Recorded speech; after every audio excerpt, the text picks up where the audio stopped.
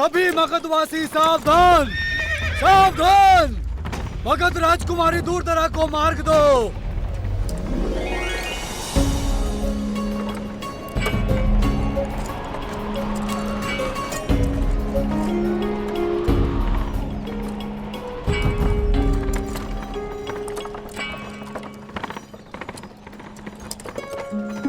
शिप्रा, तुम्हारे विहार का विचार तो उत्तम रहा। उस दास ने तो मानो मेरे मन में भूचाल ला दिया था। सच ही कहते हैं, ठंडी हवा चित्त को शांत कर देती है। मेरा क्रोध तो माने उड़ सा गया है।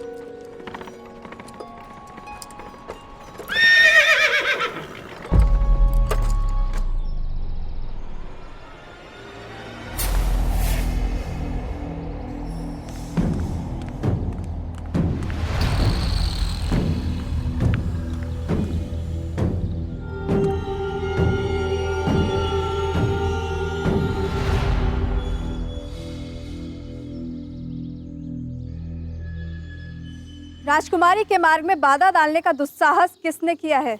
एक किसान के लिए राजसी परिवार का ध्यान एकत्रित करने के लिए और कोई मार्ग नहीं था। क्या मूर्खता है ये!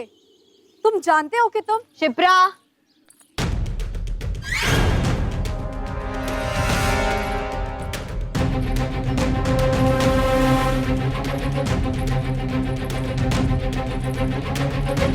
राजकुमारी, 3 माह की कड़ी मेहनत लगी मुझे और मेरे परिवार को ये प्याज उगाने में,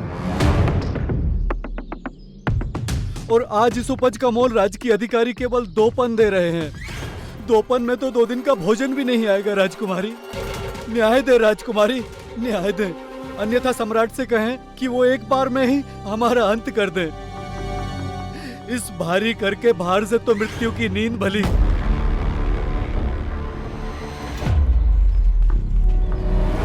अरे अरे, ये प्याज कहाँ से आया?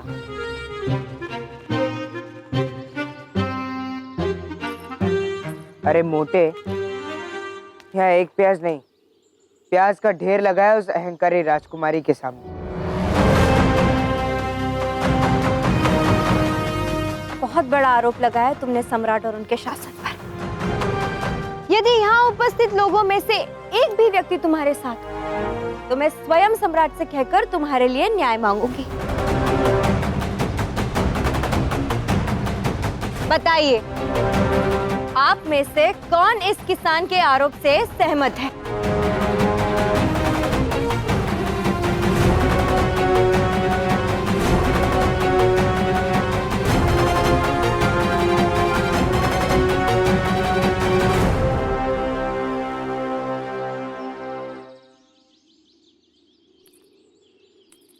देखो, एक भी व्यक्ति तुम्हारे साथ नहीं है,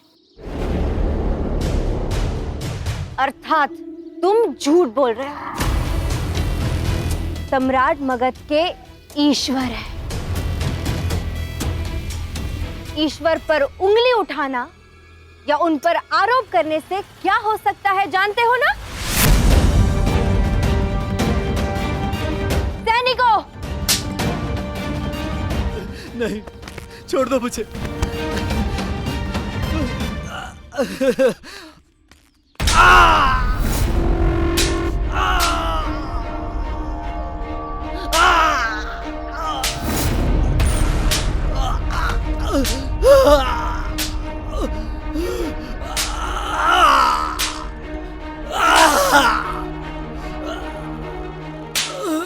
इस दरिद्र का तमाशा बनते देखने से अच्छा है कि हम सब यहाँ से चलते हैं।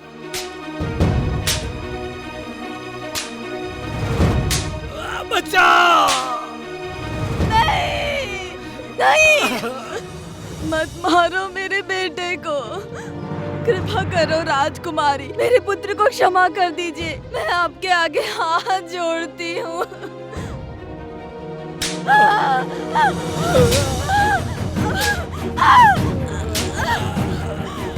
मत मारो मेरे बेटे को।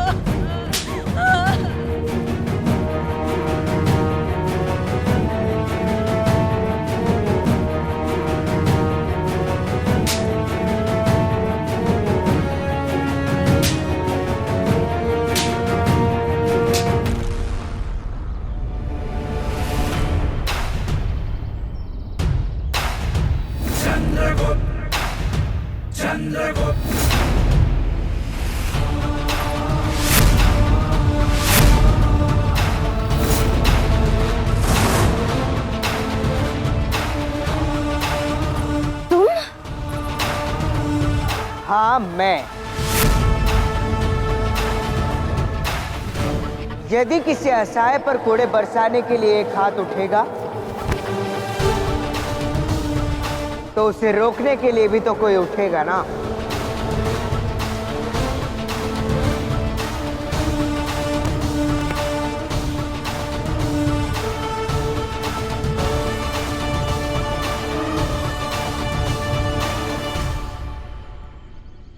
ये व्यक्ति अपनी राजकुमारी के पास अपनी समस्या लेकर आया था, किंतु उसकी विपदा दूर करना तो दूर, तुमने उस पर कोड़े बरसवा दिए।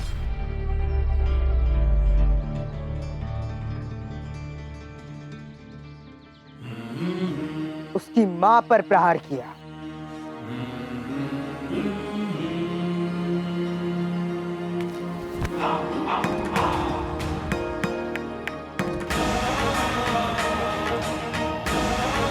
तुम समझती क्या हो अपने आप को? मगध की राजकुमारी हो ना, बस। पर एक माँ का स्थान किसी भी सम्राट, किसी भी राज्य से बड़ा होता है।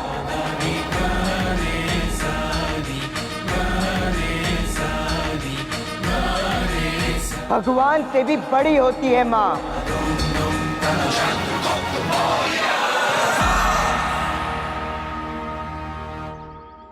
अच्छा हुआ तुम स्वयं मेरे सामने आ गए। दास, एक दिन के राजकुमार बने पर फिर भी नहीं पता कि राज परिवार के साथ कैसे व्यवहार किया जाता है। कोई बात नहीं, अब मैं तुम्हें सिखाऊंगी। सैनिकों, बंदी बना लो इसे।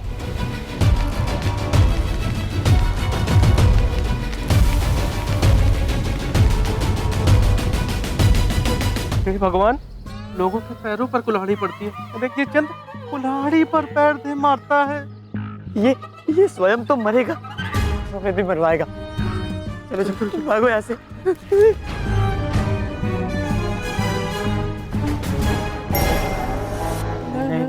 नहीं।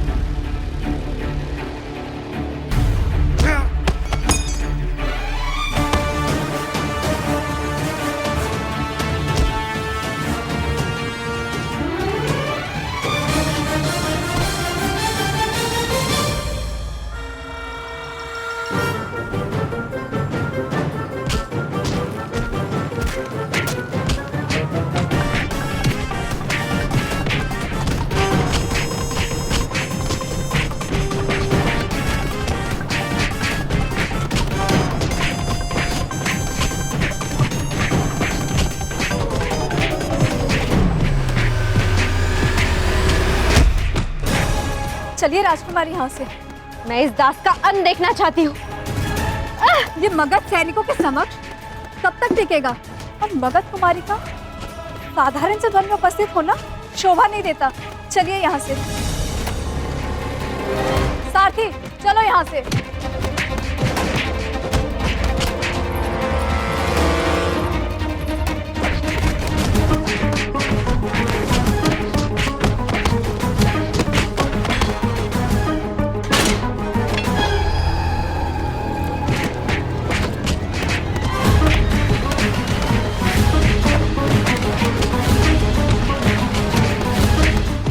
से प्याज के टुकड़े करके ही फेंकना उचित होगा। ये ले बच्ची, ले।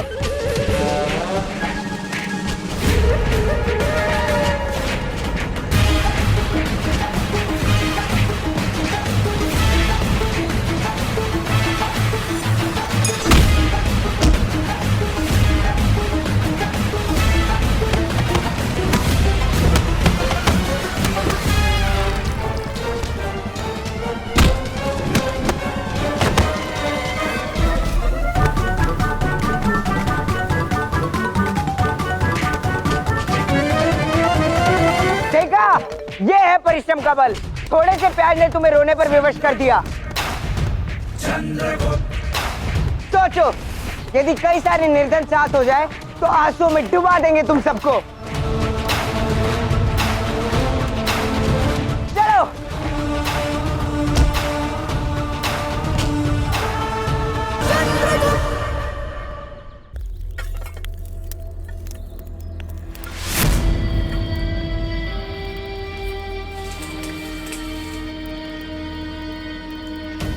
भ्रम और वास्तविकता भिन्न होते हैं, किंतु कब उनका अंतर एक हो जाए व्यक्ति समझ नहीं पाता।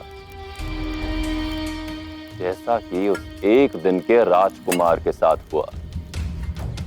भ्रम को वास्तविकता समझकर उसने मगध की राजकुमारी, मेरी प्राणों से अधिक प्रिय दुर्धरा के साथ सबके सामने अभद्र व्यवहार किया।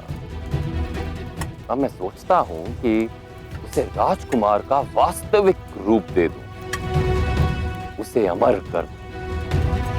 किंतु अमर होने के लिए तो मरना पड़ता है ना महामात्य? जी महामहिम। मैं उस पर ये पिघला स्वर्ण मढ़कर उसे सदा सदा के लिए अमर कर दूंगा।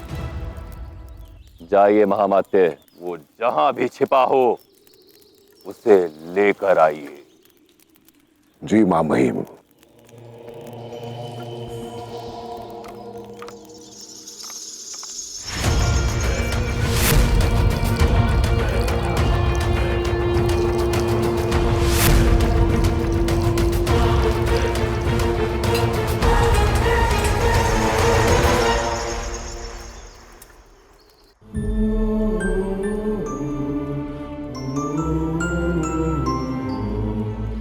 देश के उज्जवल भविष्य के लिए आवश्यकता है एक चंद्र की, जो अपने तेज से वर्षों की पीड़ा की तमस को मिटा सके। और वो तेज मैंने चंद्रगुप्त में देखा है महारानी। परंतु यह सब संभव हो, उसके लिए चंद्रगुप्त का जीवित रहना अत्यावश्यक है। क्या नाम है तुम्हारा? चंद्रगुप्त।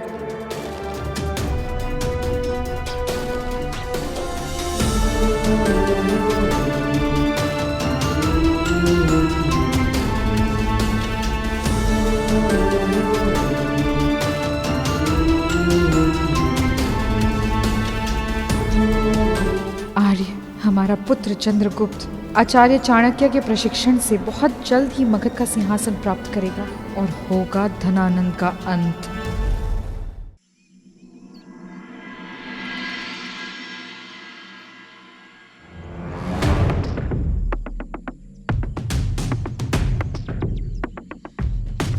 ये व्यक्ति अपनी राजकुमारी के पास अपनी समस्या लेकर आया था, किंतु उसकी विपदा दूर करना तो दूर, तुमने उस पर कोड़े बरसवा दिए। तुम समझती क्या हो अपने आप को? मगध की राजकुमारी हो ना, बस।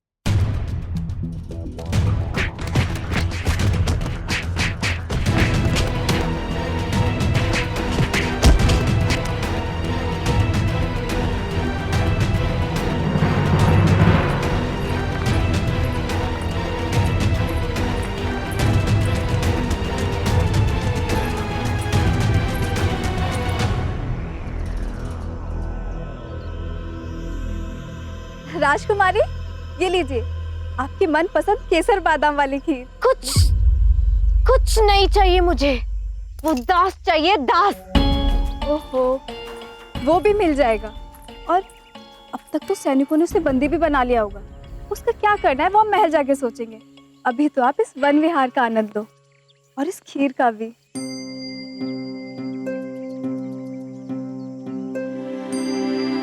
बात तो उचित कही है तुमने। ला।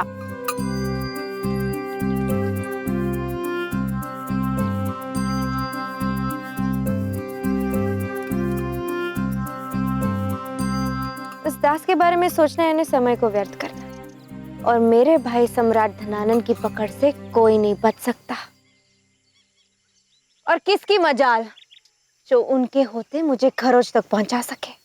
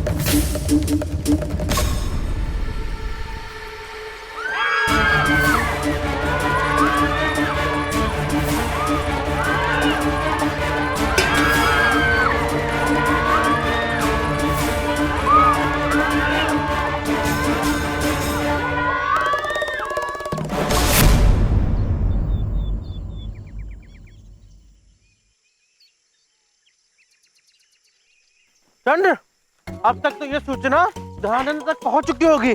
मेरे विचार से हम सबके लिए पाटलिपुत्र छोड़ना ही श्रेष्ठ रहेगा। अरे तुम केवल खाने पे ध्यान दो, सोचने का काम मुझ पर छोड़ दो। चंद्रगुप्त! चंद्रगुप्त! चंद्र, बचाओ! चंद्रगुप्त!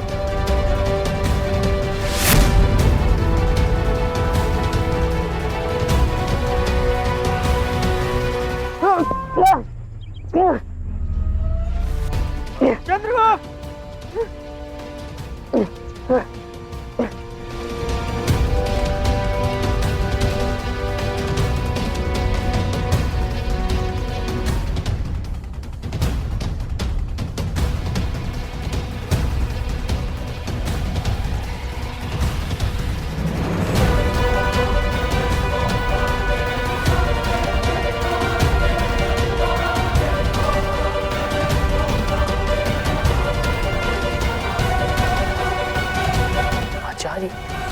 मुझे आपका ये दाव समझ नहीं आया।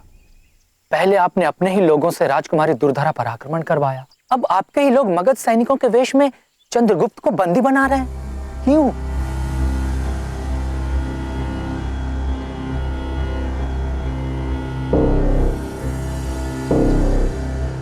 रणभूमि सज्ज कर रहा हूं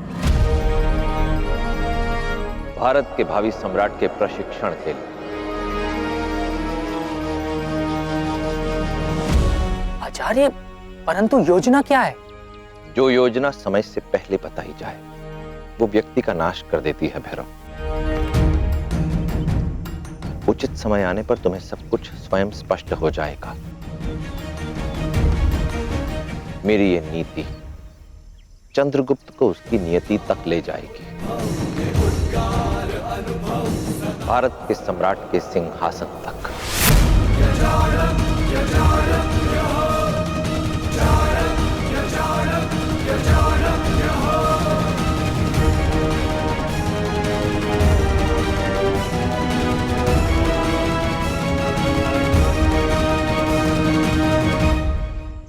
पकड़ो, 2000 पंड देकर खरीदा था ना मुझे आपने, ये लीजिए 4000 पंड, क्योंकि अब से मेरे स्वामी होंगे वो जिसका नाम है सम्राट धनानंद।